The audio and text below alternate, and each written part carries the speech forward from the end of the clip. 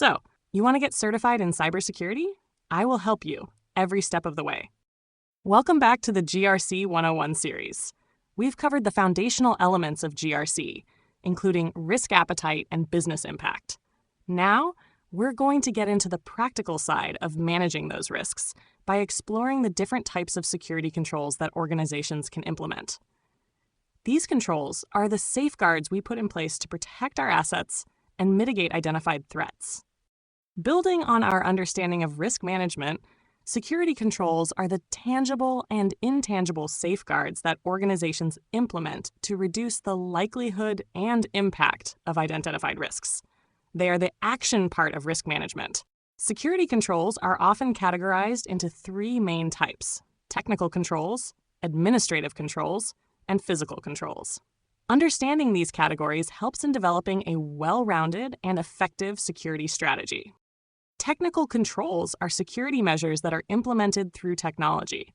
These are the digital defenses that protect our systems and data.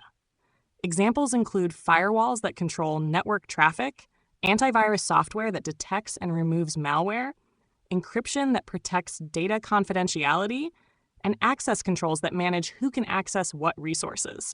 Let's look at some specific examples of technical controls. Firewalls act as barriers between networks, intrusion detection and prevention systems. IDS/IPS monitor for and often block malicious activity. Antivirus and anti-malware software protect against malicious software.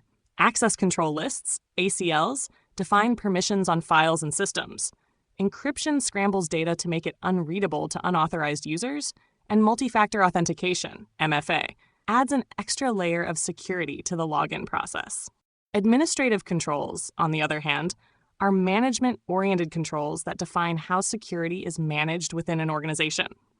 These are the policies, procedures, and guidelines that dictate security behavior and processes.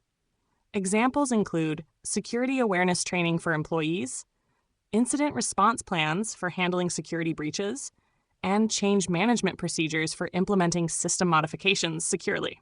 Here are some specific examples of administrative controls. Security awareness training educates employees about security threats and best practices. Acceptable use policies define how organizational resources can and cannot be used. Incident response plans outline the steps to take when a security incident occurs. Background checks help ensure the trustworthiness of employees. Change management procedures control how system changes are implemented, and risk assessments help identify and evaluate potential risks. Finally, physical controls are measures taken to protect the organization's physical assets and the physical environment itself. These controls are designed to prevent unauthorized physical access, damage, or interference. Examples include locks on doors, security guards patrolling facilities, and surveillance cameras monitoring premises.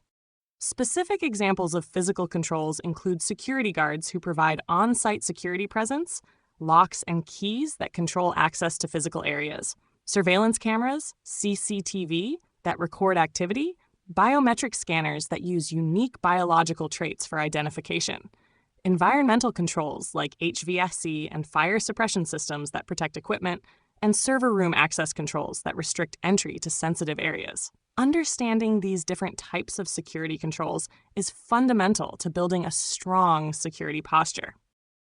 And that wraps up this video on types of security controls. Make sure you stay tuned for the rest of our GRC 101 series, where in our next video, we'll introduce you to security frameworks. For more valuable content, come visit our website, securetechacademy.com. Sign up for our newsletter and explore our premium courses on Udemy, designed with you in mind, using the latest technology to be more engaging at a lower price. If you found this video helpful, be sure to like, subscribe, and leave a comment if you have any questions. Thanks for watching, and I will see you in the next one.